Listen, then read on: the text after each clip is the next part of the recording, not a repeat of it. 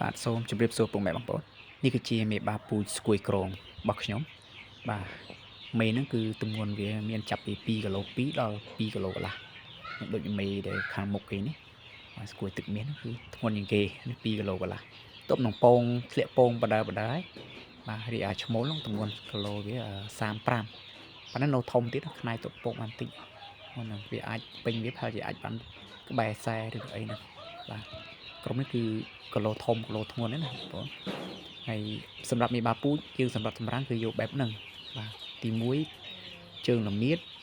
បាទសាច់លឿងរោមក្រាស់ហើយគីឡូធំបាទទី2តាកតងនឹងប្រវត្តិវាអត់មាន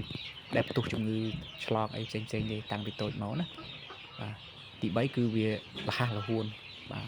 ភ្នែកវាអត់មានស្អាប់ទេណាគឺមើលទៅលះថ្លាល្អបាទហើយរៀងរៅកាយវិការវាគឺមុំ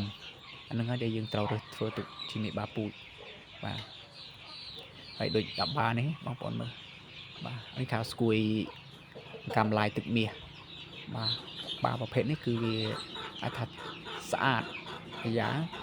បាទពូជស្គួយណាមួយយើងស្រួលថែបងប្អូនណាជាបទពិសោធន៍របស់ខ្ញុំកូនរបស់វាចេញមកគឺធំលឿនហើយអត់ហត់ថែបាទអញ្ចឹង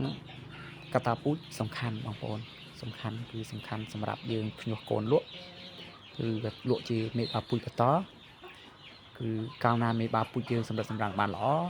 អញ្ចឹងហើយកូនមកក៏ល្អដែរគប់ផ្សំនឹងគីឡូធំជើងល្មៀតសាច់លឿងទៅគឺវាកាន់តែពិសេសដែលតម្រូវការទីផ្សារបច្ចុប្បន្នគេត្រូវការមន់ប្រភេទហ្នឹងអញ្ចឹងការចិញ្ចឹមមេបាគឺយើងចិញ្ចឹមឲ្យត្រូវតាម